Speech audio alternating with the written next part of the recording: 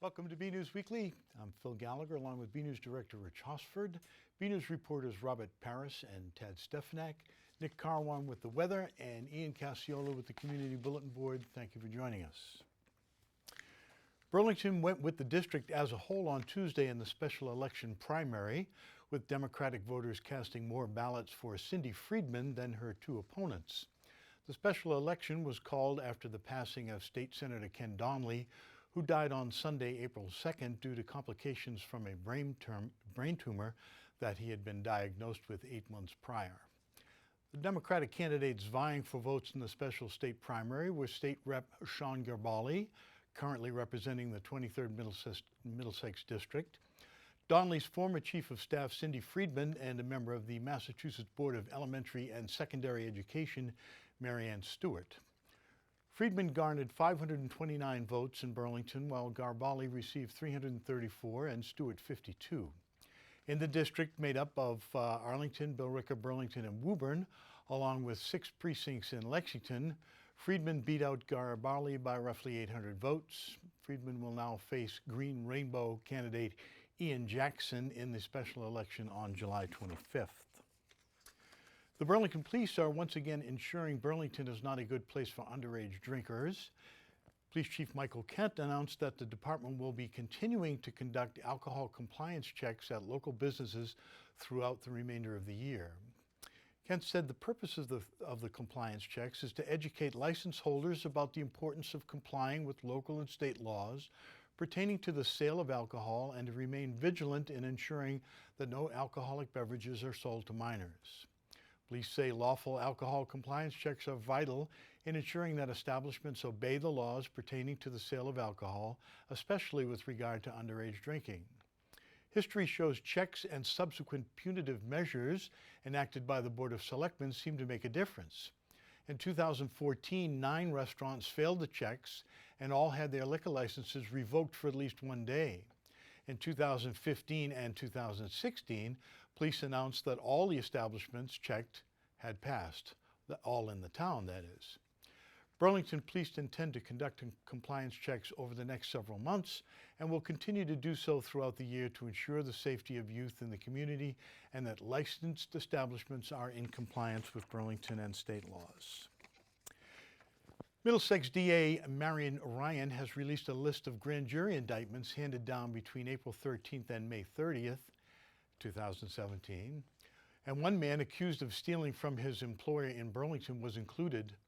According to the DA's office, Jeffrey James, 53 of Barr, was charged with larceny of $250, 3 counts, receiving stolen goods over $250, 2 counts. The assistant district attorney in the case is Graham Van Epps.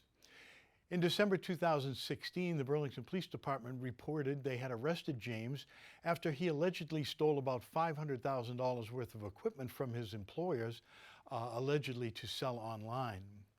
Burlington Police conducted an investigation into stolen medical, computer, and office equipment after being contacted by a local business about a possible theft. Detectives subsequently served a search warrant, which resulted in the recovery of stolen property worth $461,000 and other evidence at James's residence. A large group gathered at Burlington High School on Saturday to participate in Lahey Health's annual 5K walk and a walk and run to fight cancer. BNEWS reporter Robert Paris was there and he files this report. The streets around Burlington High School were full of people running, walking, and sweating for a good cause. On Saturday, June 24th, Lahey Health held their 12th annual 5K Cancer Walk and Run. The fundraiser helped benefit cancer patients and survivors and to also raise money for cancer research. More than 900 participants walked or ran the race, including families who lost their loved ones to cancer. My mom was diagnosed with cancer in 2010, and Lahey did wonderful things for her, and she lasted 5 good years. Unfortunately, she lost her battle in 2015. We walk in her memory. Yeah, so grew up in Billerica, so always been here. Here supporting Team Papa. We got about 100 people here today. supporting him in his battle with cancer. There were also multiple cancer survivors who were at the race. Our son Scott was diagnosed with cancer in 2014. We've been walking for Team Scotty since then. And right now, he is cancer-free, and we're looking forward to the next 5 years.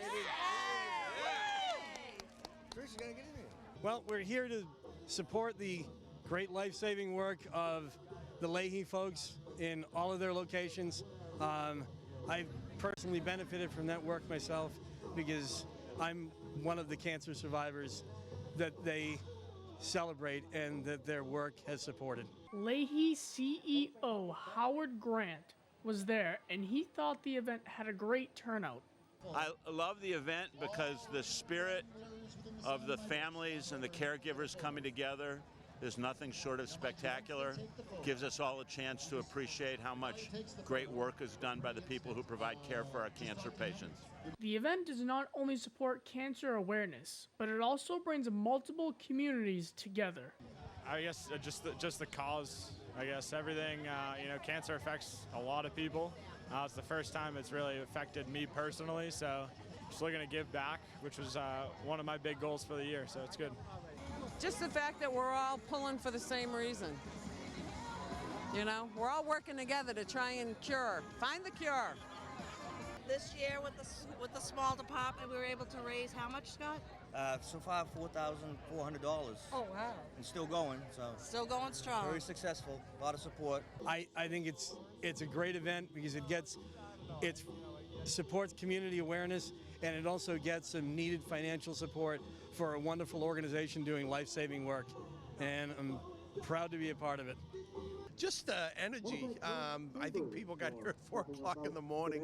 I think they've got 1,300 runners and walkers this year. I think what I like is the fact that this many people make it a priority to get out and show their support for people that are survivors of cancer, people that are battling cancer now, and it's just, I think it's a great approach to life. Finally, I got a chance to speak with the winners of the race, Allison McCabe and Sam Horn. This is my first year, but I used to live with one of my teammates this year, and she's a cancer survivor, so I can finally do it with her. The other years I came to watch and support, but now I can run. It feels great. I haven't done many road races in the past few years, so it feels good to come back, get in the swing of things for summer racing and cross country. This is actually my first year, so it was great to come out. Yeah, I think it's great. There's a ton of people supporting, the cause of Lahey, and it's an amazing thing that we were able to raise, a ton of money and help out. Absolutely. From Burlington High School, I'm Robert Paris for BNEWS Weekly. The Mass State Police are warning parents of teens and children with smartphones or tablets about an update to a popular photo sharing app that has opened them up to potential dangers. In a widely shared Facebook message, Trooper Dustin Fitch said parents of children who use Snapchat should know about the app's newest update. In the last Snapchat update, a new feature was released called Snap Map, which allows users to share their location. Viewable on a map was included. Users have the option to stay off the grid using ghost mode. Fitch said this update should cause some concern for people who have young children that use the app, and that parents should talk to their children about the danger of sharing their location with strangers. To adjust these settings, go to the camera screen, pinch the screen with 2 fingers, and it will load the map. You can then click the icon in the top right of the screen. You will be given the option of turning on ghost mode or selecting who can see your location. Burlington has a new restaurant in town, another new one that features cuisine from south of the border. Temazcal opened earlier this month in the former paparazzi location. BNEWS Director Rich Hosford went down to check it out and has this report. There's a new restaurant in Burlington with a unique name offering up authentic Mexican food in a space designed to give an old-world south-of-the-border feeling. Temazcal recently opened in the former paparazzi location on Wall Street. I went down to check it out, and my first question was about the name and its meaning. Temazcal, in old Mexican ancient history, is a curative steam bath, which is where people go to cure their mind, body, and spirit. Sean said the diner experience begins right as they step through the door. When you come into Temazcal, you'll be welcomed by our archway of beautiful handcrafted woods, giving that feeling of walking into a Temazcal, that ancient steam bath from Mexico. You'll find all handcrafted cocktails at the bar. You'll find the decor in the restaurant, which is designed to give you that feel of old world Mexico. The food is made from organic, locally sourced ingredients when available, and the menu features both familiar and unique Mexican options. At Temazcal, we go that extra step to make an experience a little bit different than your traditional Mexican fare, which is like a peasant-style Mexican food. We spend the extra time, plating and presenting our food in a way that is special to anyone that comes to join us. We have a wide variety of tacos on our menu. Whether it's we have a vegetarian taco, we have our tuna, which is lettuce wrapped tacos. We have tacos made of gorditas, which is a thicker corn hand molded tortilla shell, and we also have everyone's favorite, the flour tortilla. We also are known for our fajitas. All our fajitas are come out sizzling, fresh and hot. You make them yourself. We have topped with crema fresca, Chihuahua cheese. The restaurant also boasts a wide-ranging drink menu with a specialty in hard-to-find tequilas. Temazcal, we have a library selection of over 250 different tequilas. We actually have a library in the restaurant which we constructed, which displays many of those tequilas. Some of our tequilas are everyday tequilas that you might see in your local liquor store, but we also have tequilas that take special sourcing from Mexico to bring in. We have a few rare bottles that only can be found one or two on the East Coast. Other than our 250 tequilas, we also offer handcrafted cocktails. We have a cocktail list of special tequilas. Each one of them has some sort of fruit puree or hand muddled drinks or a different selection for everybody. Sean said that a lot of attention to detail was put into creating the atmosphere for an immersive diner experience. We take our decor to a different level with some of the fire elements of fire, the tree frog displays, hand banged copper lighting fixtures that hang from the ceilings, the wrought iron that holds our tequilas, also the candle walls that we have placed throughout our restaurant to really give you that feel of old world Mexico. We go as far as using all Mexican handcrafted glassware imported straight from Mexico. Unique, each one is different size, each one is different shaped, and the imperfections of the glass show the hard work that's been put into the glassware. The first Temazcal was opened 7 years ago in Boston, and Sean said they had heard a lot of people asking when they would open in the Metro North area. The reception in Burlington, he said, has been positive. The people of Burlington have been great. They've come in. Some are new to Mexican food. They've tried our menu. Many have come in a few times to try all our mixed cocktails, but the reception has been good. We were very happy to be here, and we're putting our signs up on the building this week and looking to really try to get the word out that we're now open. At Temazcal, I'm BNEWS Director Rich Hosford. Are you getting emails from the Federal Trade Commission asking for your bank information? Well, don't bother responding because naturally it's a scam. The FTC has recently issued a scam alert stating that fraudulent emails have been reported that aim to trick people into believing they are being contacted by FTC Acting Chairman Maureen Olhausen. The email asks you to give your bank account information. So it says you can get money from a government settlement with Western Union. That settlement is real, but the emails are not. They're an imposter scam attempting to steal your financial information. The FTC does shut down scams and return money to people who lost it to dishonest or unfair business practices, like with the Western Union case. The FTC, however, will never ask for your money, your Social Security number, or any banking information, so you can apply for a refund or cash a check. If the organization needs to get money to you, they usually send a check through the mail. This is naturally more and more of these scams that are prevalent in today's Internet world, under no circumstances at any time should you ever give any banking, your routing number, or your account number to anyone over the phone or over the internet. There was a gathering at Kings Bowl last week for recipients of the Burlington Community Education Foundation's Adult Scholarship Program. BNEWS Director Rich Hosford went to check it out and has this report. The special event area at Kings Bowl was alive with members and supporters of the Burlington Community Scholarship Foundation last week as they gathered for an annual celebration and to hand out scholarships to adults seeking to further their education. Each year, the group gives out hundreds of thousands of dollars in scholarship money to Burlington graduates, and on this night, they give support to residents either continuing their education or going back to school. It's also a way to say thanks to those who worked to make the scholarship program successful. All right, so what tonight is, it's called a Night of Appreciation. We have 13 class sponsors, part of the Adopt a Class program. So the companies come in, they adopt a class, all 13 years they are in school, and then we invite the parent volunteers from those 13 classes and say thank you for what you're doing. And Kings is cordial enough to invite us into their place for some refreshments and some appetizers. And then we have the adult scholarships that we like to give out on this evening of appreciation. So it's a nice way to say thank you to the sponsors, thank you to the parents. The board members that are here tonight, they bring their significant others, their spouses, or another family member and thank them for their time because we don't stop. We meet all year round and we always raise dollars for scholars no matter what we do.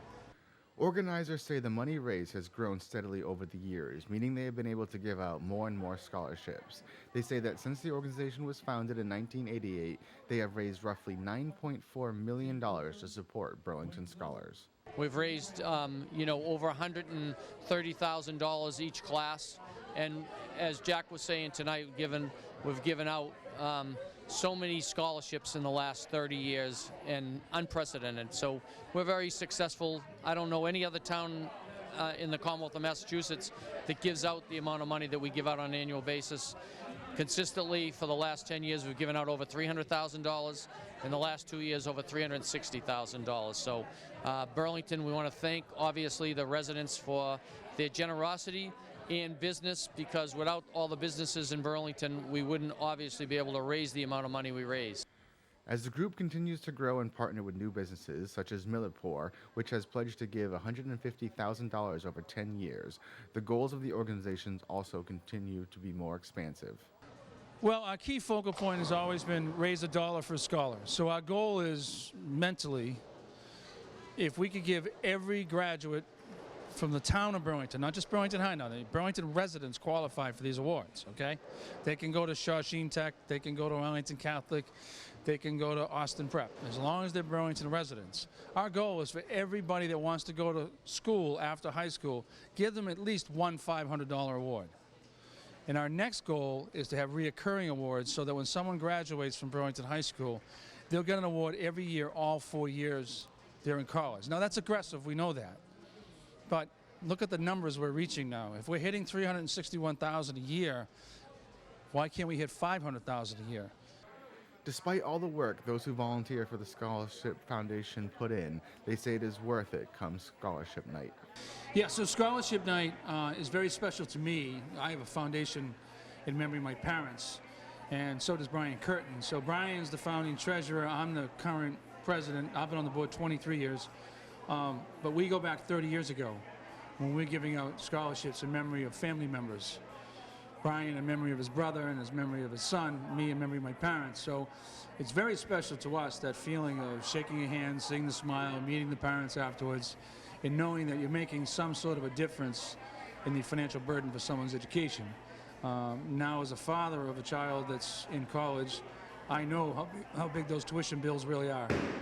Well, it's been my passion. I've been treasurer of the town of Burlington, treasurer collector for 40 years, but I've been treasurer of the Scholarship Foundation for 30 years. So for me, it's my passion. I enjoy the students. I've coached.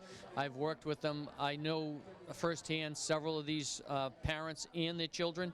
So for me, it's a very warm and exciting feeling every year on the stage, and we give out $360,000 at the Burlington High School. At Kings Bowl, I'm BNEWS Director Rich Hosford.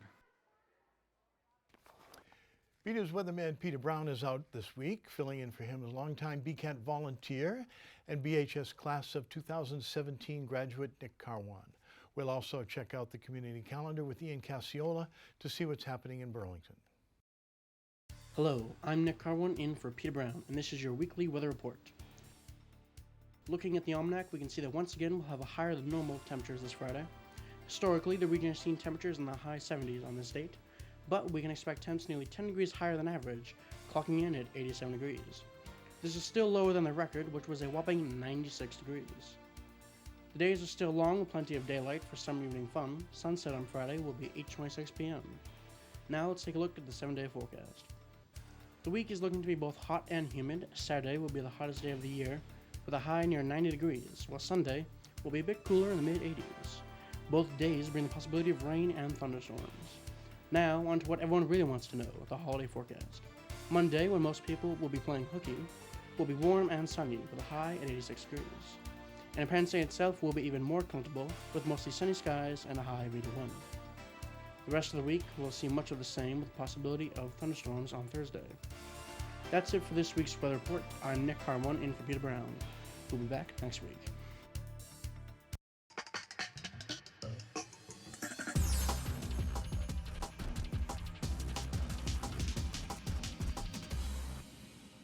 Hello, and welcome to your community calendar. First up, Alakazam Alakazoo. Here's an event just for you. On Monday, July 3rd, the Burlington Rec Department is having a children's magician show at the Town Common. Bonaparte the Magician will be performing. Bonaparte astounds and amazes audiences of all ages with his unique blend of magic, comedy, origami, balloon sculpture, and more. The event starts at 6:30 p.m. Everyone is welcomed, and the event is free. For more info, visit burlingtonrecreation.org or call 781-270-1695. Get ready for a performance unlike any other from a comedy magician, juggler, and master of silly tricks. On Thursday, July 6th from 1 to 2:30 p.m., the Burlington Rec Department is having Craig Frisbee come in to perform at Simons Park. Frisbee is performed everywhere from state fairs and festivals to Fortune 500 companies and averages over 350 shows per year. He mixes comedy with magic, juggling, and a variety of tricks. Everyone is welcomed and the event is free. For more info, visit burlingtonrecreation.org or call 781-270-1695. Finally, grab your popcorn and head to the Burlington Public Library. On Monday, July 10th at 11 a.m., the library is starting up Movie Mondays. The first movie they will be showing is Sing, starring Matthew McConaughey and Reese Witherspoon. Everyone is welcomed and the event is also free. Popcorn will be provided, and you can bring your own drinks and lunch, but please no nuts. For more info, visit burlington.org or call 781-270-1690. This has been your community calendar. I'm Ian Cassiola. Back to you in the studio. Get ready for a day of fun as Burlington, along with the rest of the country, celebrates our Independence Day. The annual parade will start at 11 a.m. and will follow the same route from the car wash on Cambridge Street to Memorial Elementary School that it did last year. The parade will feature marching bands, fife and drum units, antique cars, honor guards, horses, motorcycle clubs, fire and police participation floats. Miss Massachusetts will be here. The Patriot cheerleaders are returning.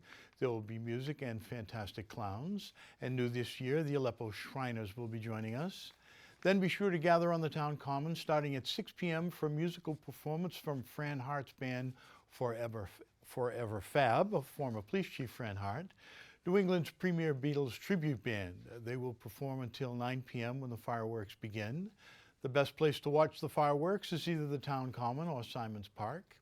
BCAT will be covering the parade, so make sure that if you see us, you smile and wave to the camera and everyone watching in Burlington. Also this year, the 4th of July Parade Committee has announced an Outstanding Citizen of the Year for 2017. This year's honoree is someone we all know, and BNews reporter Tad Stefanik has more. Let's have.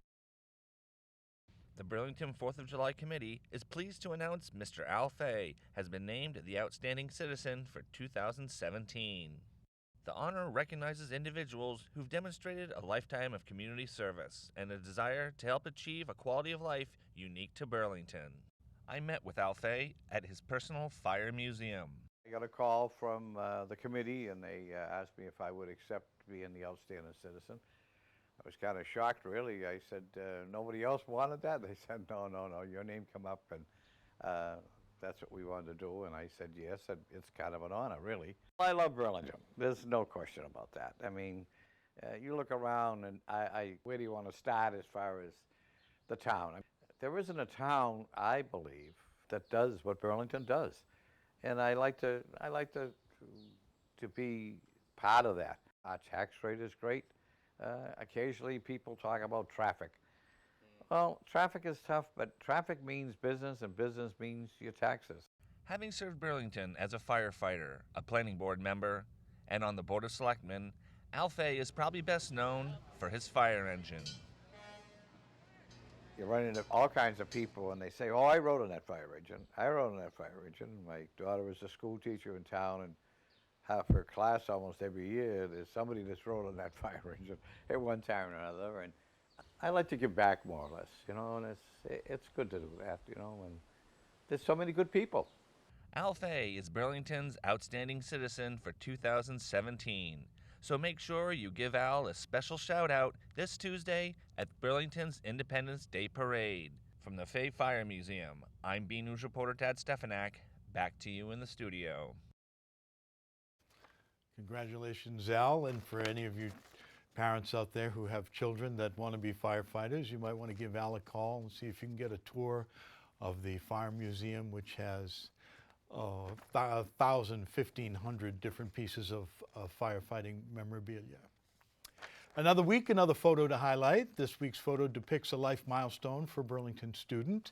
It was sent in by proud parent Joanna DiFrancesco and features her daughter Stephanie posing with her middle school diploma following the 8th grade graduation.